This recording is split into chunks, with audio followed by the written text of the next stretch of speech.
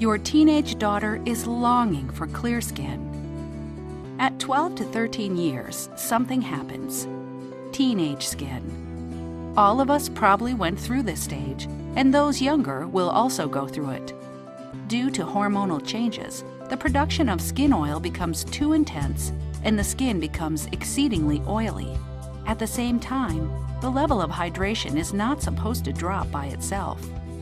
Normally, the skin should still be moist enough, but it may become dehydrated due to unhealthy dietary habits, poor quality and excessive quantity of makeup used, decreased consumption of water, and drastic increase in consumption of soda drinks, and perhaps the most common reason, due to using incorrect means to get rid of problems.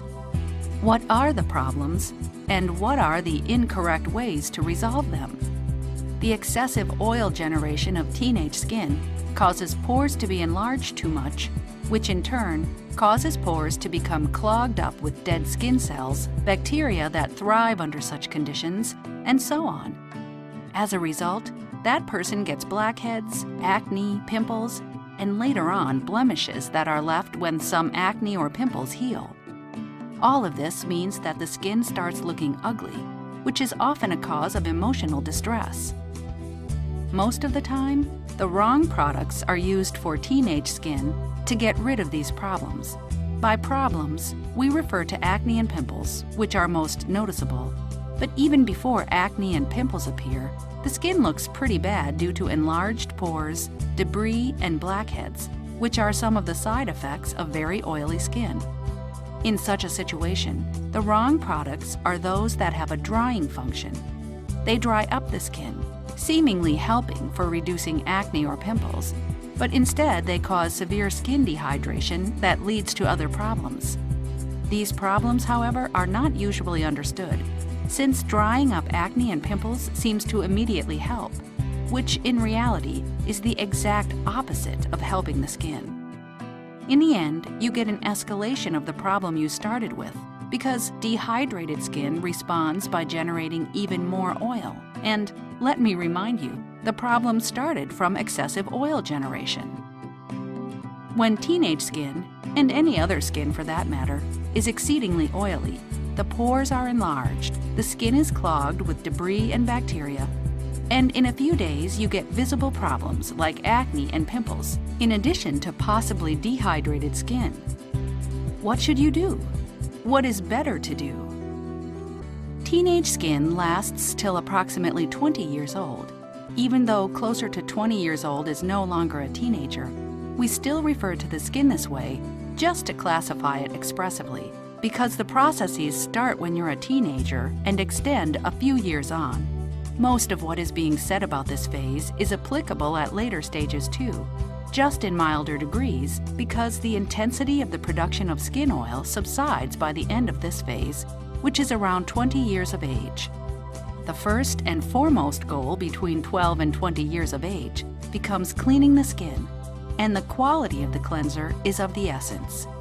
If before this phase almost any cleanser works, in this stage it has to be a very good one. In fact, if till now you cleansed properly each night, you would have minimized the problems that you are now facing. You would probably not have been able to fully avoid them, but there is quite a difference between minimal and major problems.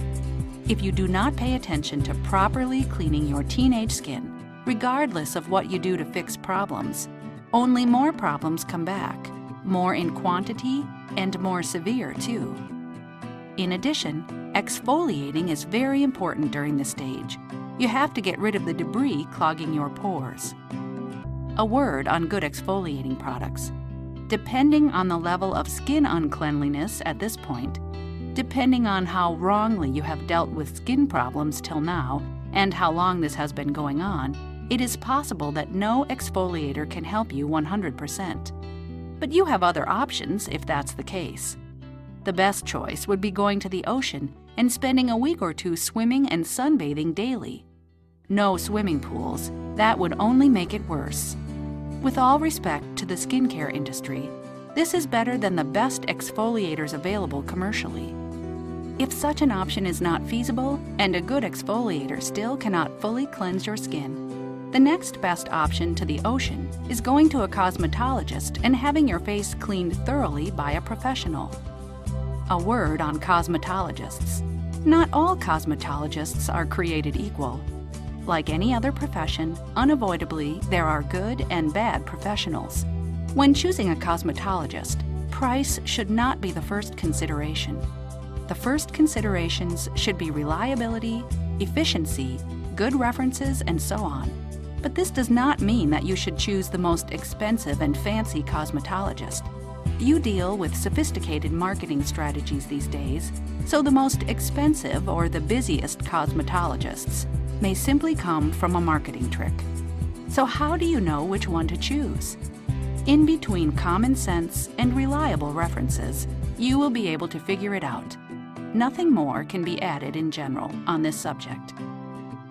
After cleansing and exfoliating, you also need a good mask. Each mask has a function, and you should ask which functions are you interested in primarily now. Since the pores of teenage skin are often enlarged due to excessive oil content, it would be beneficial to tighten them up a little.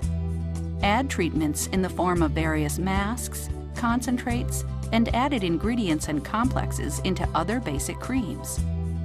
Importantly, add moisturizing to that. Moisturizing is essential from now on, even if it is more important in the next phases. As a general rule, the further in life you move on, the more important moisturizer becomes for you. But you need to be aware of some subtleties here. There are two parts to moisturizing: supplying moisture and retaining it. This is not so simple unless it happens by itself without you helping your skin. Supplying moisture without retaining it can lead to severe skin dehydration, and retaining moisture without supplying it is not possible.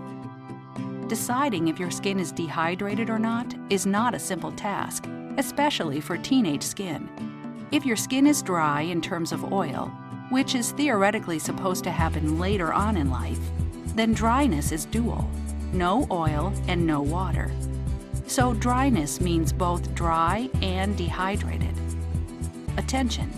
The terms dry, normal to oily, and oily are generally used to indicate the oil content, while the term dehydrated is used to denote the lack of moisture or water. But if there is plenty of oil, it is more difficult to determine if there is water in that oil or not. You need to know that to properly moisturize your skin. Let's explain a little bit what makes the difference. A moisturizer can be oily, almost 100% oil content; oil-free, almost 0% oil content, or somewhere in between. In case of excessive oil content in your skin, you need an oil-free moisturizer, as you do not want to add oil to oil. You just need to determine the level of hydration to choose the moisturizer that will take care of your dehydrated skin. This would be either an oil-free, water-based moisturizer or a water-based, almost oil-free one with some light oils.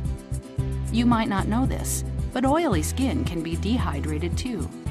To recognize the lack of water in oily skin, you can check the secondary characteristics of dehydrated skin, for example, irritation, tightness, etc. It might take a week to notice the difference of now properly hydrated skin. Looking at it from a different angle, okay, this product will moisturize your skin, but will it do something else to your skin too? For example, will it make it more dry or more oily? Whichever additional action it is it appropriate and beneficial for you? Add spot treatments to take care of your problems, acne, pimples, and you are almost done. Don't forget, we do not describe a comprehensive protocol for teenage skin here. We are rather giving an overall understanding of the life cycle of the skin and taking care of it on a very general level. Consider consulting the explanation of the categories, protocol, and product selection chart for comprehensive practical guidance. We call the treatment external because it is not meant to penetrate the skin. We call it spot because it is applied only to the problem area. In other words, it is applied minimally and locally. For example, An appropriate substance could be applied to provide some drying action specifically to problems so that problems would disappear. During this phase, for teenage skin, environmental protection is somewhat secondary, which does not mean it is not important, but rather that the battle that rages inside one's body has a far greater influence on the skin. That inside battle has to be taken care of first, and you might not have enough patience to purchase and actually use even more creams and treatments targeting environmental protection too. In the next phase, the picture is just the opposite. The raging battle subsides, and now sun, pollution, and other environmental issues become the main factors influencing your skin's characteristics. Not that internal parameters do not count, of course they do, but priorities switch compared to the previous phase. Just as an example, at times when we deal with teenage skin during the 12 to 20 stage, certain treatments might be given in the form of night cream, moisturizing aside, because of a pressing need to influence the skin in a certain way, while a good moisturizer is given in the form of day cream, sun and other environmental protection aside. While during the 20 to 40 stage, this usually does not happen. Rather, more classical scenarios transpire. The night cream is mostly a moisturizer, and the day cream is mostly a protector. Sometimes we can combine ingredients and functions, but we are talking about degrees and emphasis. It is not always possible to combine, and it is not always possible to combine to a required degree, so then we have to take priorities into consideration. This phase is going on till approximately 20 years old. Then, a new phase in your skin's life begins.